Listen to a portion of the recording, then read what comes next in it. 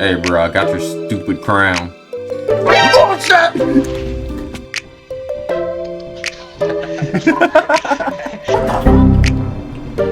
Got 3,000, motherfucker.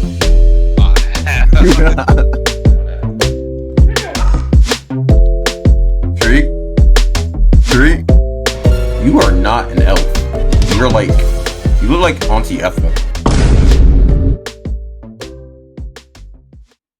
You wake up and look in the mirror and your esteemed ballsack and peanut is missing. What was once a sweet spot of Okay, that is a hard. That's an opening. Oh, okay, wow.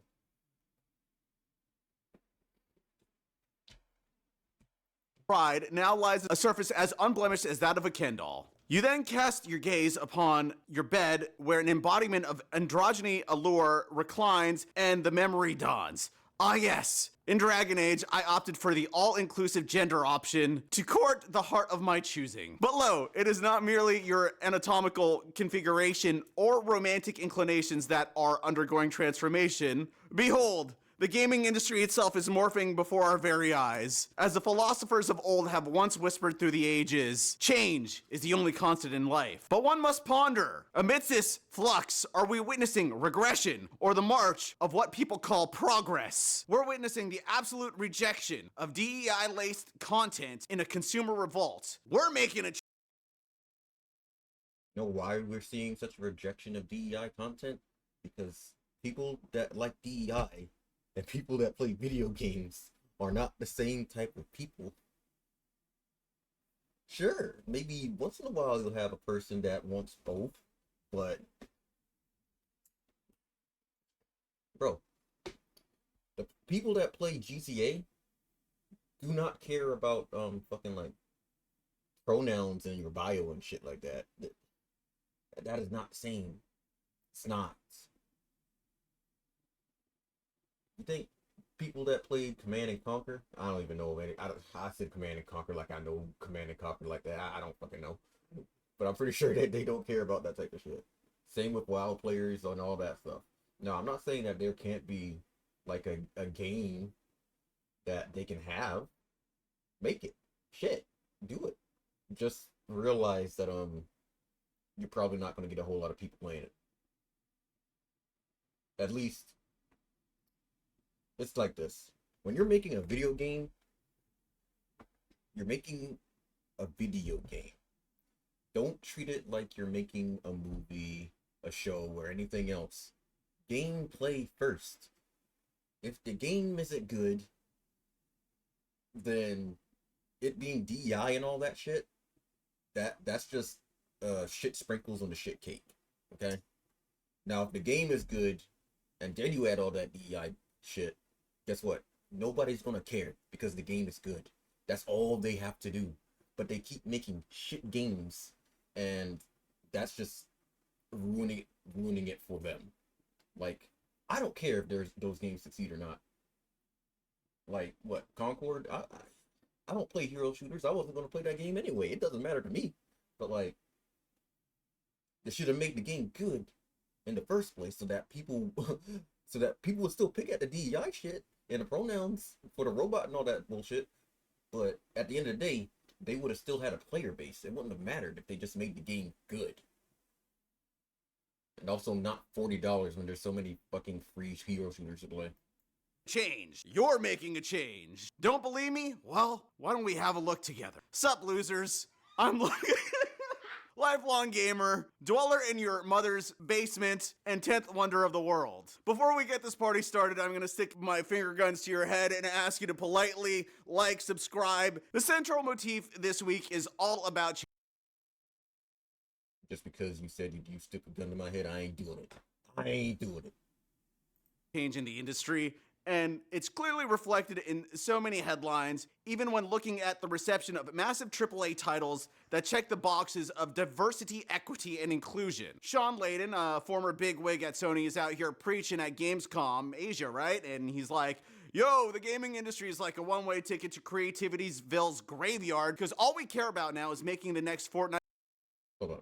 Okay, so you see that right there? Ah, shit. He's out here preaching at Gamescom Asia, right? And he's like, Yo, the gaming industry is like a one-way ticket. Former PlayStation exec says there's a collapse of creativity in the industry. Do you know why? Because you keep hiring people that don't actually care about making games. They care about pushing a political viewpoint. Like, bro, stop hiring those people. And I forget where, but I'm pretty sure that there was some kind of like recruitment campaign or whatever. I don't remember what company it was for, but they were only hiring like women, I believe, and I'm pretty sure that's illegal, but whatever. Pretty sure it's illegal to only hire a certain group of people based on like sex, gender, race, and any of that shit, sexual orientation and all that.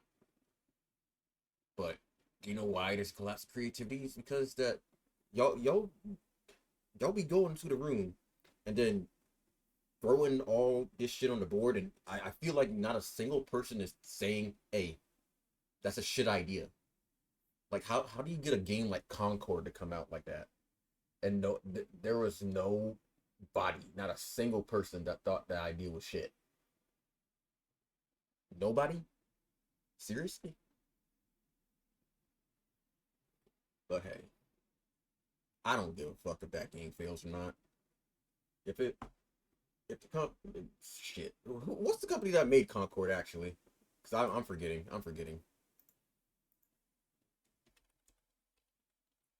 Concord.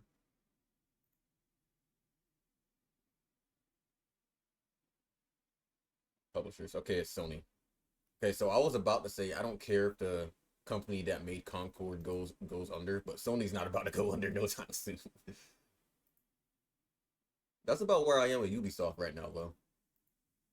I used to love them, but they need to get their head out of their ass. Get your creativity's Ville's graveyard, because all we care about now is making the next Fortnite cash cow. Fair critique, I'd say. Absolutely, but let's backtrack a little bit, fam. This is the same dude when he was riding high at Sony was probably greenlighting projects with a calculator in one hand and where's the sequel checklist in the other. Remember when he tweeted that if you don't like a game, go make your own. Classic deflection. Oh, that was him?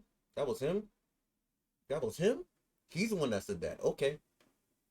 How's Concord doing, stupid fuck?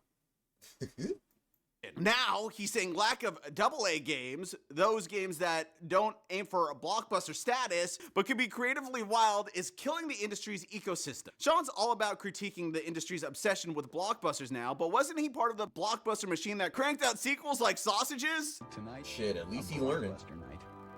Horizon, Zero Dawn, God of War. These aren't exactly indie experiments, are they? They're big, shiny, safe bets. Now let's get to the real hypocrisy. Sean's like, creativity's dying. But when was he pushing for that creativity at Sony? Sure, Sony's had its gems, but wasn't he part of that job to ensure that those games sold like hotcakes? And let's not forget, the man is now advising Tencent, a company known for its, let's say, calculated approach to development. So is he really advocating for change, or is he just playing the role of some wise old man now that he's out of the line of direct fire? Here's my hot take. Sean Layden is not wrong about the industry needing change, but his critique feels like a former smoker telling others to quit while he's secretly hiding a pack of Lucky Strikes behind his back. You can't preach innovation and creativity while your resume just screams status quo.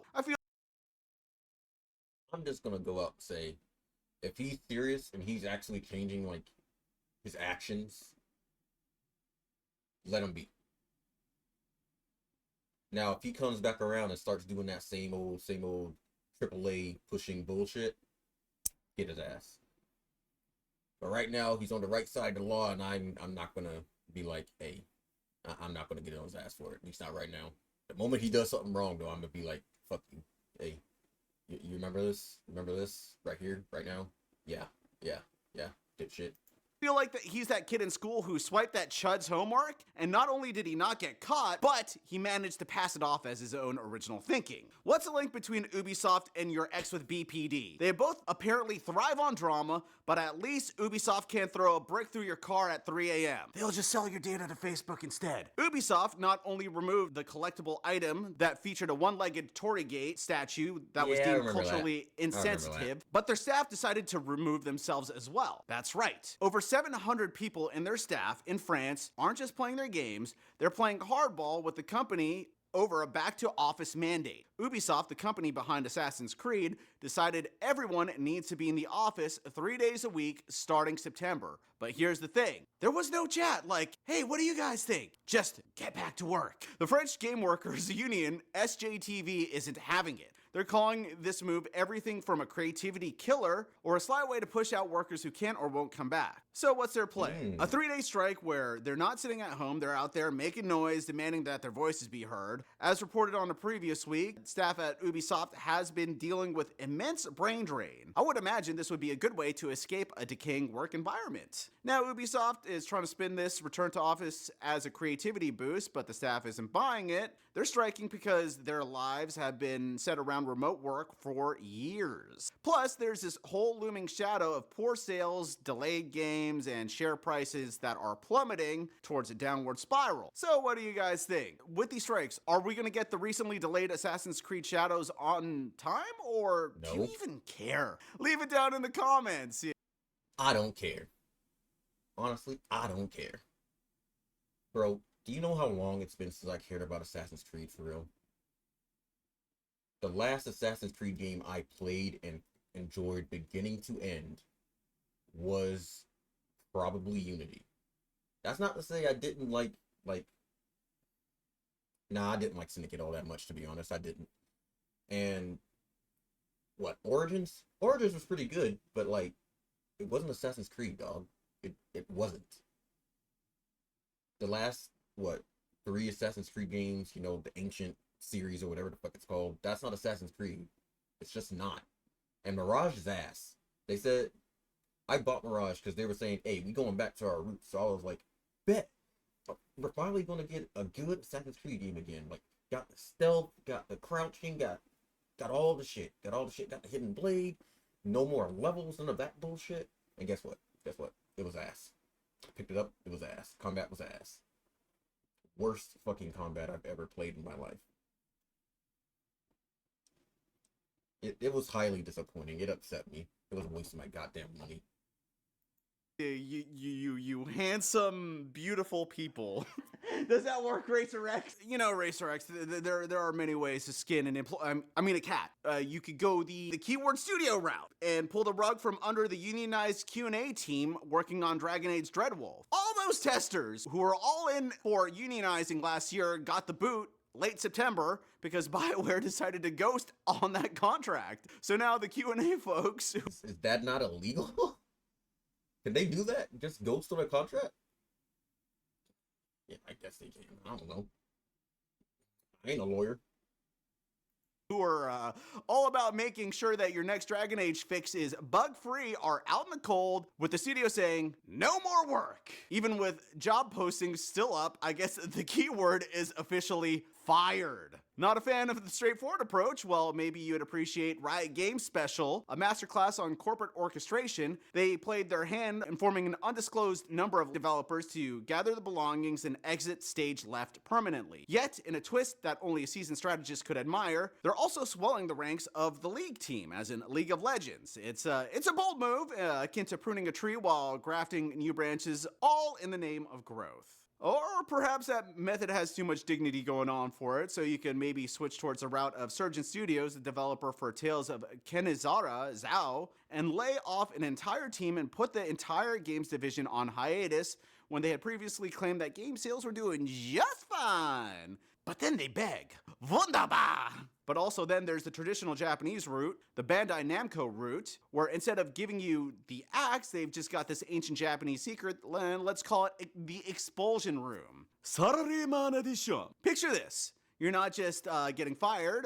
No, that would be too straightforward. Instead, they're tossing you into an expulsion room. And here's how it goes down. You get moved into a room where you have nothing to do but twiddle your thumbs and stare at a wall. It's a different kind of survival horror, where the horror is not just infinite boredom, or what I'd like to call Baldur's Gate 3. Nearly 200 of their staff have been thrown into the abyss. Hold up. Repeat that. Repeat that shit, big boy. The wall. It's a different kind of survival horror, where the horror is not just infinite boredom, or what I'd like to call Baldur's Gate 3. Ass. He's ass. He called Baldur's Gate 3 boredom. I don't fucking think so, sir. You were incorrect. Rethink your life. You know what? You need to play Baldur's Gate 3 right now. You need to play it right fucking now. I cannot abide by that, dog. I don't think so. You're wrong. It's okay to be wrong, but you need to stop being wrong. Nearly 200 of their staff have been thrown into the abyss, and guess what? Almost half of them bailed because, let's face it, who'd want to stay in a room where the only game you're playing is who can maintain the longest lasting boner? By the way, guys, all these things, these corporate layoffs, all have been reported within a week, mind you. A week? I Goddamn. can't be the only one that smells the rotting corpse of an industry right now, can I? Speaking of Bandai Namco, in collaboration with Reflector Entertainment, released. Why is Bandai Namco doing that? Wasn't Sparking Zero released by them? And that shit got like 3 million downloads like the first day.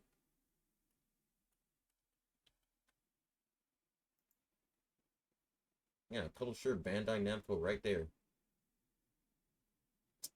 The fuck are they selling shit for? I mean, not selling shit. The fuck are they getting rid of their people for? Unknown 9, a game that is completely unknown and maybe has 9 people playing it at launch. Gotta be careful with the names you give these games, man. They work as spells at this point. Okay, here's the thing. I'm only slightly hyperbolizing, you guys. Want to see the max player count on the Steam debut? I'll give you a hint. There are some versions out there that will blossom and grow to have a bigger body count, yeah, I believe in you too, Anon, than the in-game player count the game debuted with. But the game ultimately peaked at 169 concurrent players, which, given the last 2 digits, nice. But the data makes this a lot more bleak. Many whom apparently play the game got it for free when they purchased a graphics card, which means in essence, no one bought that shit. That's not to say the game had no fans. On Steam, Berries and Cream wrote a review titled Bigotry and Racism Have Won. Let's read together, shall we? I hope you're happy. All the hate and racism have destroyed the hopes and dream of a small developer who just wanted to share a great story and adventures with all. Bro, I'm not even about to read. I just got a question. In what fucking world do you think anybody gives a fuck about this for real? This is me talking as a black dude. Like, bro, when I sit down to play a video game, you think I want to be fucking preached to? Fuck no. Get that shit out of here, bro. I'm trying to play a video game. Like, I lied. I am about to read some of this. Couldn't let this game have a female dressed like a decent person despite having so many games with your generic half-naked and unrealistic Korean tune. Like, bro, first of all, it's Japanese. You know what? That's me being racist. Back up. Let's back up. Hoyoverse and what? Zenless Zone Zero and all that shit. I don't play any of that shit. There's a bit too much titties flopping around, but whatever. Some people. Point is, people like that. The vast majority of people like that. Just because you have it in your mind that this is more that what you're doing is more tasteful and equal and it has less bigotry, less racism. Like, bro, we're gamers. I'm gonna be honest with you. I think I liked it a little bit better with just a little touch of the racism, just a little bit, but that's a little bit of it. Not too much, but if there's none, then where's the bite? Where is it? Where's the fun? And the bigotry, I don't know what bigotry you're talking about. This is me being a little bit slow. Bro, it's like 11:30. I'm tired. I just don't. I get what they want. They want to be like. What they want is to have like control. They want control, first of all. They want control over what we play, how we play it. They want to control what we see. And I'm just like, bro. I just don't get it. Like, why do you need this much control over what people enjoy doing? And don't you get it? People's jobs are at stake. Bro, I don't give a damn. I'm a consumer. I buy shit I like and I don't buy shit that I don't. It is that fucking simple. Then this is where they've lost the goddamn plot. For some reason, they think that they are obligated to our money. You are not. You are not obligated to our money. You are not obligated to anything we own. The only thing you are obligated to do, and the only thing we are obligated to do, number one, for you, you are obligated, well, not even obligated. If you want money, you better make a good game. You better make a game that most people want to play. And guess what? Unknown 9 was not that. So what I suggest you do is stop posting this dumb shit right here. Get back in the kitchen and start cooking another game up that people are actually want to fucking play. Because the only thing we owe you is nothing. We don't owe you shit. If you make a good game that people want to play, guess what? We'll give you money. If you don't, guess what? You're not getting it. It is that fucking simple. I don't understand how it's that hard to understand. All of us, but now that won't be possible because you wanted to cause chaos and watch the world burn. Some men just want to watch the world burn. You did this. You did this. Don't forget, all the bandwagoning, all the SBI hate for what? The game did nothing wrong! Couldn't let this game have a female dressed like a decent person despite having so many games with generic, half-naked, unrealistic Korean tune? Don't you get it? People just... jobs are at stake! Which the reviewer spelt like a piece of meat, which is perfect since the reviewer just talked about a half-naked, unrealistic Korean tune. This saddens me so much, but hey, gotta celebrate a tragic situation, right? Now I understand Alyssa Mercante. She was right all along. Edit, yeah, keep laughing. Go ahead. When Square stops making games for PC, who's gonna laugh? I thought you all wanted to play with hot females, so go ahead. Leave Unknown 9 and go play your Stellar Blade anime or whatever. Hey, Kyuubi, can I get a... Guess what? People did. We did leave it alone. And that's why you only had 169 people playing your fucking game.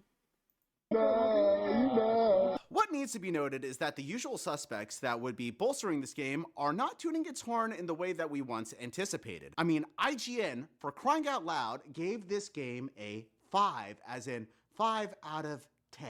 IGN states, Haruna's predictable tale is full of cliches and unremarkable characters eventually getting horribly lost in a sea of magical jargon, further describing Haruna, the main character, as a distrustful woman who loves spouting trite platitudes, and ultimately saying, despite interesting ideas, Unknown 9 Awakening is just a bland and janky adventure with a generic story and dull combat. Listen guys, speaking of change, it looks like the corporate cucks aren't exactly accepting this slop anymore. It's gotten so bad that IGN isn't giving it any sort of grace. A generic story. Who is behind the story for this mega flop? Oh, I forgot to mention. This game is Bandai and Reflector Entertainment team up with Sweet Baby Incorporated, in which Kim Belair was the story lead architect. Speaking of which, strap in. Isn't Kim Belair like the isn't she the CEO of Sweet Baby? Let me look that up real quick.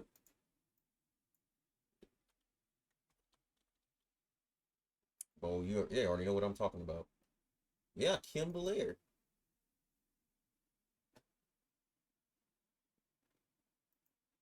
Yeah, that's her right. That's her ass right there.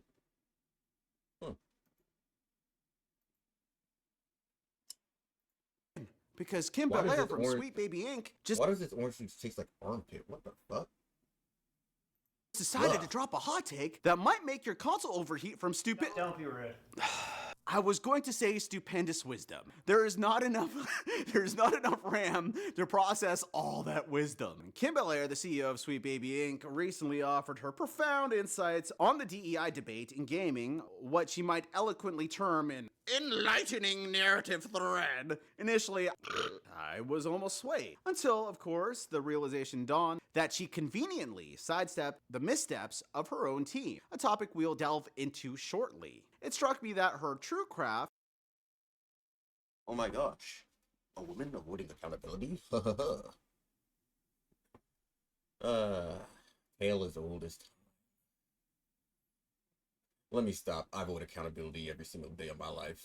lies not in steering the company, actual reform, but in weaving tales that tug at heartstrings. If only her proficiency into corporate PR matched her flair for oration, perhaps there would be less fodder for critique. But critique we must. So she's at this festival, crying about how if you're not down with DEI, you're part of the quote-unquote far-right supremacy gang. Right, because enjoying games without a side of social justice makes you a neo-Hitler supporter now.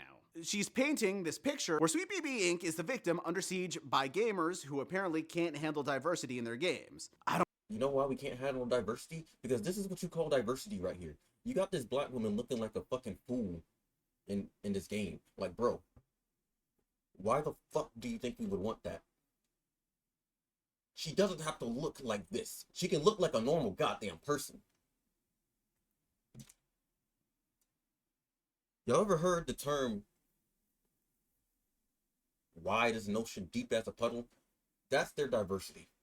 That's what that is their diversity. Wide as an ocean, deep as a fucking puddle. You see this character? This is what you get. I can assure you that there is nothing compelling about her. She's just black. And that's the problem. I would like to see a character that's black and compelling, but for some fucking reason, these people can't do that shit.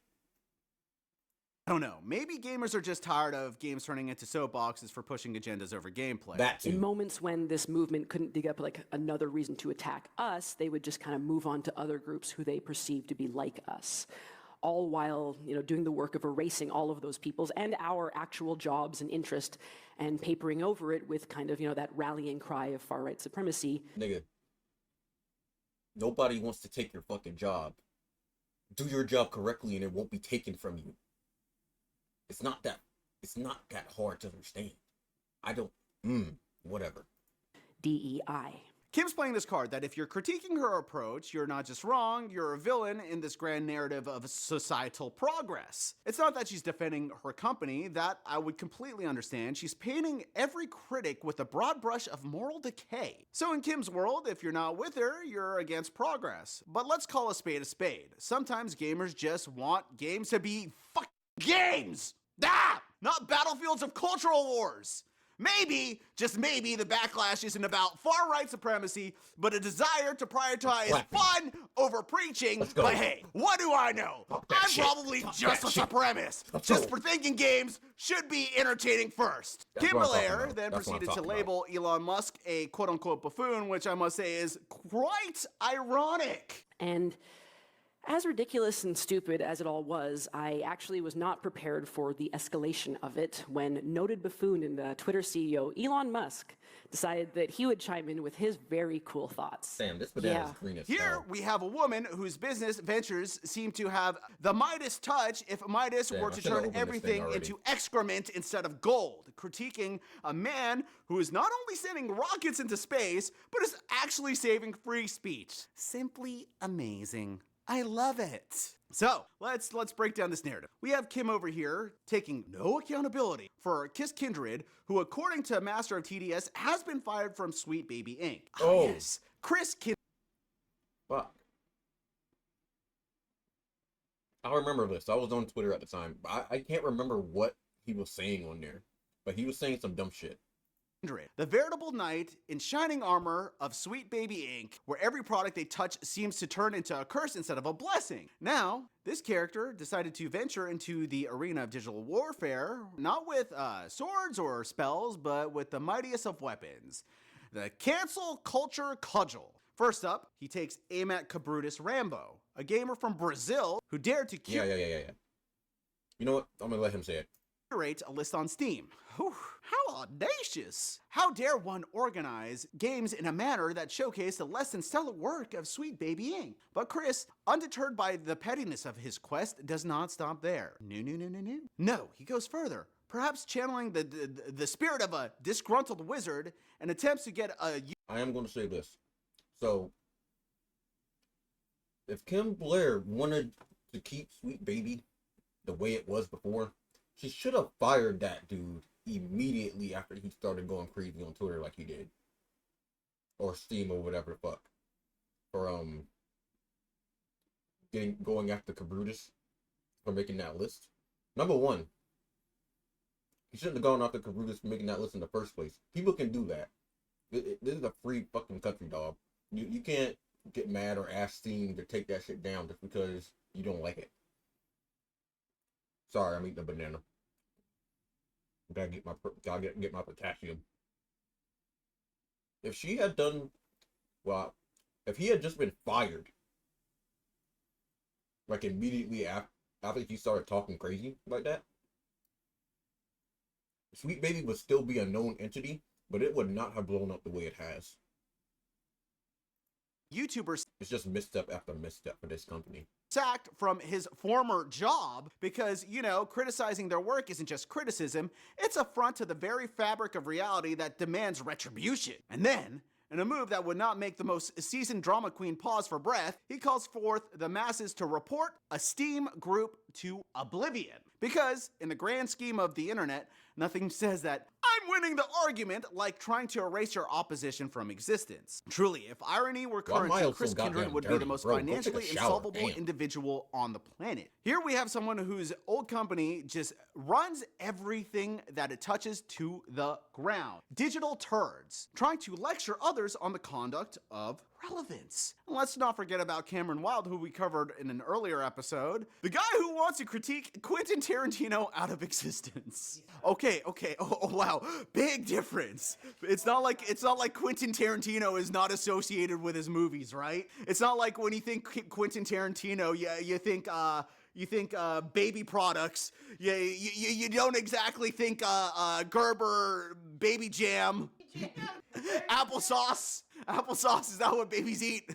I'm sure Cameron Wild would like that. Anyways, considering that they've purged their client list and shown Chris Kindred the door, it's quite evident that Sweet Baby Inc. is staging a desperate makeover. Which, by the way, they should have, like I said earlier, they should have showed him the door months ago.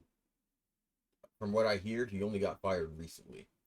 Of its brand image. Perhaps they should embrace transparency and rebrand it to Charred Baby Inc. because let's be honest, at this point, the baby is overcooked. This, my friends, is change, and this change comes directly from you. You're making a difference. They know that public sentiment towards them is shifting, and remember, as they adapt.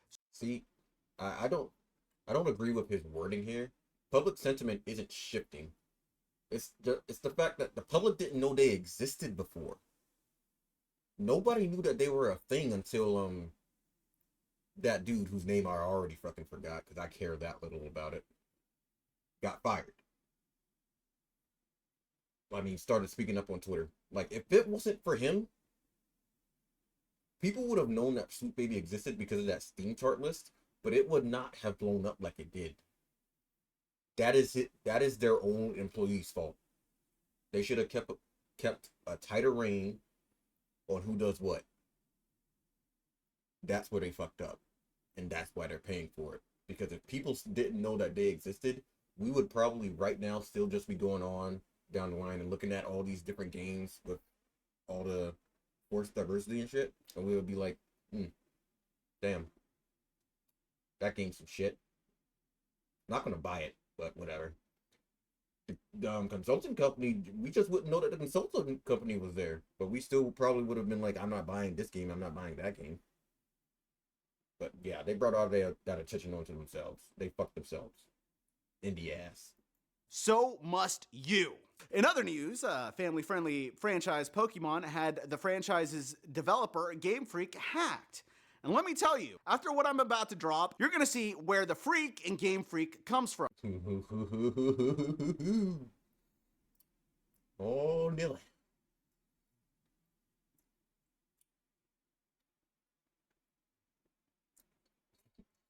They ain't Game Freak, they just freak. But before, have you guys ever seen this meme? Did you know that in terms of male, human, and female Bobby showed this shit. Pokemon breeding, Vaporeon is the most Hold compatible on. Is this real? There's no way this shit is real. There's no fucking way Tucker Carlson went on here and talked about fucking Vaporeon. There's no fucking way. Pokemon for humans. Well, it turns out meme magic is real. I want you to imagine this. Is that real? Nah. I gotta check that.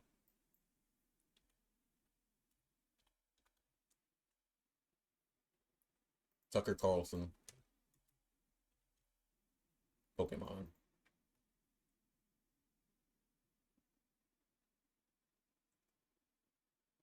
Is this shit real or not? This shit ain't real. Did you know that in terms of male, human, and female Yeah, Pokemon yeah. breed, I knew that shit wasn't real. Couldn't be. Yes. Typhlosion, the Pokemon you thought was cool, Hold on, hold on, fire-breathing. hold on, want hold you to on. imagine. compatible Hold on, hold on, Pokemon hold for on. humans? What did he just Well, say? it turns out me magic is real. I want you to imagine this. Typhlosion, the Boy, shut you don't. Typhlosion, you stupid. Typhlosion. How the fuck did he get Typhlosion? Well, it turns out me magic is real. I want you to imagine. Dog. It's not. Whatever. I'm being nitpicky. He don't play Pokemon. Imagine this. Typhlosion, the Pokemon you thought Every was time I hear it, I cool, want, fire-breathing son of a whatever. bitch is now supposedly snatching humans like he's auditioning for a remake of Taken. We're talking about some wild lore that just got leaked where Pokemon aren't just your friendly neighborhood monsters, they're out here playing matchmaker in the most bizarre, not safe for Pikachu kind of way. It's like I will say this. If you or like a person that's played Pokemon a lot, like played the games, that you already knew that people in Pokemon were getting freaky. It's just that you didn't know that Typhlosion was a freak off enjoyer.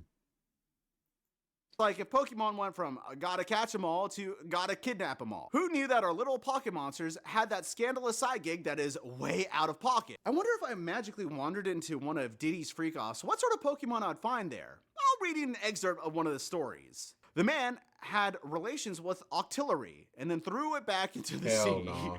The I next don't think day, so. he went into the same spot and found the same Octillery again. He once more had relations with it and threw it back into the sea as before. One night, after several days had passed, the man had a dream. In the dream, Octillery spoke to him. I cannot come to you, but I will deliver our child to you. It's our child, yours and mine.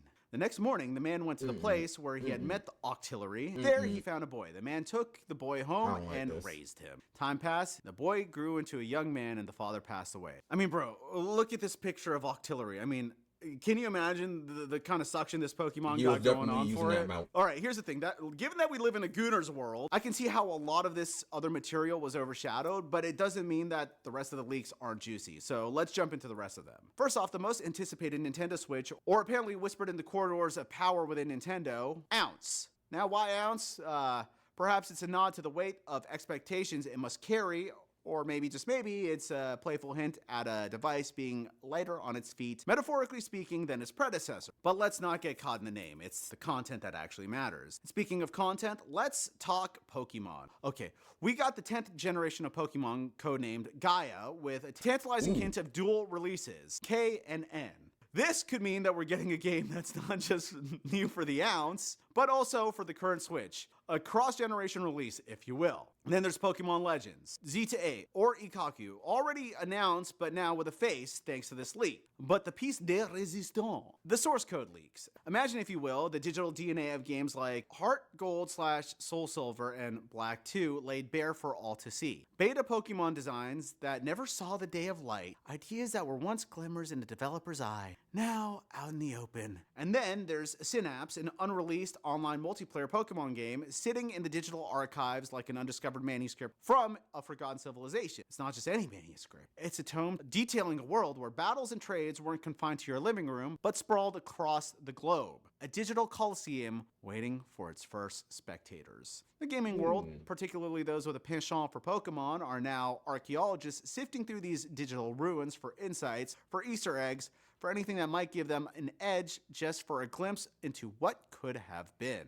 So, what do you guys think? Who is the most breedable Pokemon in your eyes? Is it Vaporeon? Let's I not really get want to into hear in the that. comments. This video is brought to you by No, let's get into that actually. What's the fucking name? Lopunny. Lopunny. I'm going to fuck the Lopunny, Batman. Malo. Velamo. So you can Velamo me some money. Alright, you guys ready for a doozy? Dragon Age of Veilguard comes out on Halloween, and if you're a fan of the franchise, there's probably a don't lot care. to be excited about. I mean, Greg Miller was just singing its praises on Twitter. He says, I played about 7 ages of Dragon Age: The Veilguard. It maintains the same level of quality in terms of story, gameplay, and graphics, and choice. This could easily be my game of the year. However, if the leaks provided to us by variety streamer Noor are to be believed, if you're the sort that doesn't like leftist propaganda shoved down your throat, you may be not seeing eye to eye with Greg Miller over here. Now, I'm going to go on record and say, quite frankly, I have no dog in this fight. I've never played a Dragon Age game in my life, and given the info... See, that's fair. And also the same as me. I've never played a single Dragon Age game, dog. Like, I was... Even if this game looks good, I probably... Nah, that's a lie. I would probably buy it. But, like, that's only if it looked good. And it doesn't look good. It looks like Fortnite. That's not to say Fortnite isn't good. It's just that I'm tired of seeing Fortnite, dog. There was a time when we had so much variety. Sure, we had like copies, but nowadays it's like everybody's chasing after the same game. Like, make different shit. Damn. That's coming out. I doubt I'll be getting it anytime soon or ever. These leaks look kind of suspicious. The fact that the leaker didn't do much to hide his voice, to me, sounds like potential bait. Something for the outrage mob to latch onto and therefore look bad. Now, I could very well be wrong, and I could very well be right. And if I'm right, there's officially a war being waged via subterfuge between gamers and developers. If the leaker in question was actually a playtester, he would have signed an NDA, and now that he's broken it, it's entirely possible that he's going to get sued by BioWare. So take this as a grain of salt as Kyuubi fires up that rumor mill. I heard a rumor. So, if the rumors from streamer Noor are true, we are talking about a game where neo-pronouns are the new battle cry, making immersion take a backseat to identity politics. Imagine booting up some sort of epic fantasy only to get, quote-unquote, I identify myself as non-binary from your Kunari companion right out the gate. Apparently, this is what the guy says. And let's talk about romance, because who doesn't love a good virtual love story? If you're rolling with the he/him pronouns, your love life in this game is drier than your love life outside the game. You're locked into a romance with Neve and Harding while everyone else is living their best pansexual life. However, this may have changed due to some apparent influence from Baldur's Gate 3. Now, Solas. Are you saying that if you played this game as a male, you had to be gay? There's no other I don't know who Neve and Harding are. I'm assuming that they're males, so let me check that.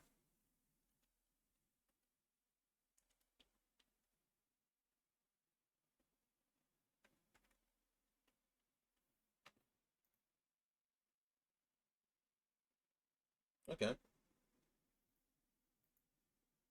Yeah, no, you didn't have to be gay. Harding's a woman.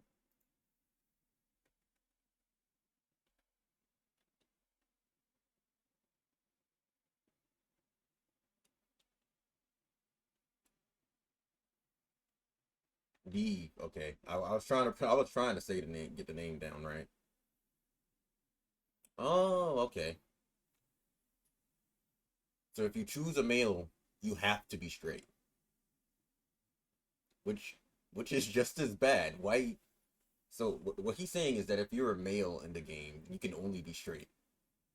Why? If you're going for the whole inclusivity thing, then you should be able to choose whatever you want. Like, I don't have a problem with that. You know how many times I romanced Astarion in fucking Baldur's Gate 3? He is a beautiful fucking man. Even though he pisses me off like all the time. I hate the way he talks, but that shit draws me in for real. Let's get back to the video. I lost the plot there. Oh, Solas. The elf with plans, reduced to a side character, popping up for the big finale like, surprise, I'm aboard now! But in the most confusing way possible. And the story is a series of meh moments leading to an ending that is more baffling than it is satisfying. And let's not forget the facial animations. Remember Mass Effect Andromeda? Yeah, it's that all over again. Faces looking like they've been Botox to the point where you might blink and see the Bogdanov twins. Yes, Bogdanov, Ew. he did it. il porte, He went all in. dump it. Plastic does not even I'm a begin bee. to describe it. I'm a The bee Inquisition, corrupt, your choices, meaningless. It's like playing Mass Effect 3 all over again, where no matter what you do, it feels like you're pushing a giant plot boulder up a hill. And the Rook, the dude's backstory, tossed aside like last week's news. He's chilling in a bar now, backstory in his back pocket, relevance nowhere in sight. And let's talk about the playtesters' feedback, because apparently you can't even touch the progressive stuff with a 10-foot pole. It's like, hey, we might be ruining the game, but and Grey Warden Davrin, making big decisions because he's a POC, people of color. not because he's earned it. It's like the game is saying, qualifications, who needs them? You got diversity points. The fade sequence, That is such a fucking issue. Like, bro. Just why? Hire people that know what they're doing. Take their feedback on what's bad and on what's not going to work for the game and implement it. Damn. a snooze fest. You're basically walking around doing errands for spirits or something equally as thrilling. Varric, our beloved storyteller, turned into a background advisor. It's like they've taken all the characters you've loved and shoved them into the shadows. And the final blow, the game is so far from Dragon Age Origins that it may as well take place in Night City. The leaker signs off by declaring, "This is the end of BioWare." Grump says if these rumors are true, it's time to Ubisoft BioWare. We can't support making games worse just to carry a message. We cannot support the destruction of beloved IPs because writers want to do their own thing while pissing over the fans and mocking them. Don't do it. Don't buy Dragon Age Veilguard.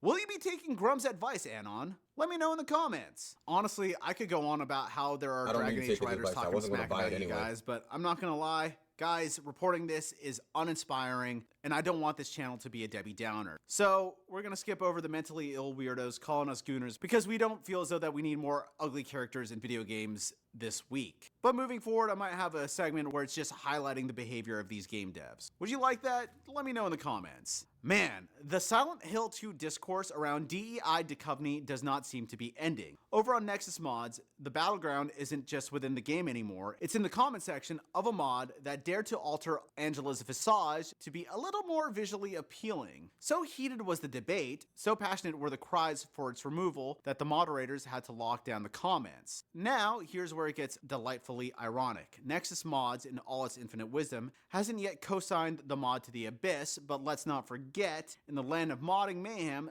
the Naked James mod is already prancing around, fully operational, and fully naked. If they decide to pull the plug on the Angela mod, ooh, the hypocrisy would be as palpable as it is absurd. It's like banning a book in a library while leaving all the risque magazines out in the open. Truly, the modding community never fails to entertain. Change is the theme of today's episode, and with that being said, it's officially the end of an era.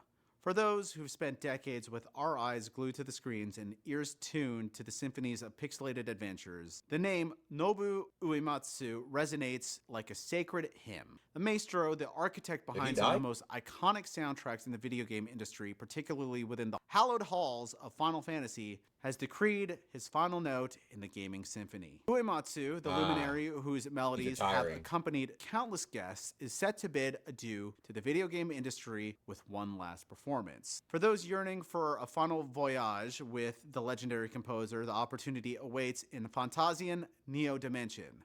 Not just a game, it's a farewell tour. The last dance with the virtuoso who has, for so long, been the silent conductor of our epic tale. So gear up for more adventure as we bid farewell to the Grandmaster of game music. Here on this channel, we revere the big G to no end. So, Uematsu-sama, omedetou gozaimasu. Guys, I'm not gonna lie. For some reason, the Gomi this week just really dampened my spirit. I'm really excited to talk about good news this week. Did you guys miss the opportunity to visit the Sega Ikebukuro Gigo arcade in Tokyo that closed its doors in 2021? If you did, I'm not gonna lie, you totally missed out. That shit was dope. But hey, when one door closes, another one opens. Sega will open an official store in Shibuya next summer. It will be located in the Shibuya Parco, the same building as the Nintendo Store Tokyo and Capcom Store Tokyo. So next time you want to find your boy when he's out in Tokyo, you know where to go, kill. Can you shoot me for that?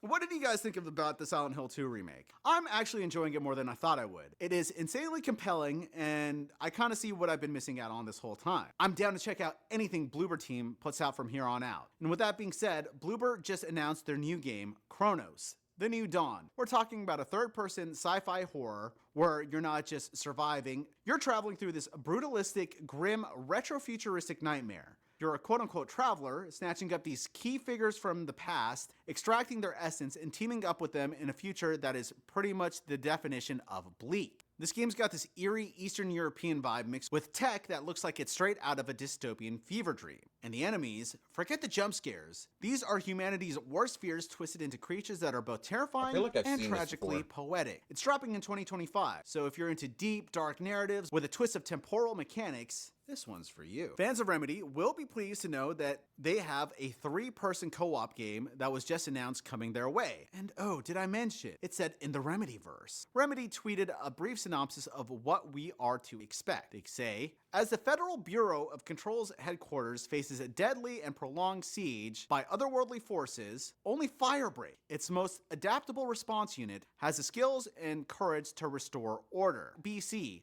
Firebreak releases in 2025. Wishlist now. I still have to play Control, but from what I'm seeing, this looks like it's right up my alley. Can't wait to sail the seas with the Mad Dog of Shimano? You're in luck. Pirate Yakuza in Hawaii's release date is now moved up a week earlier. RGG put out a not-so-cryptic tweet taking potshots at a very particular studio, which reads, Quadruple A, or, oh, quit your yawning.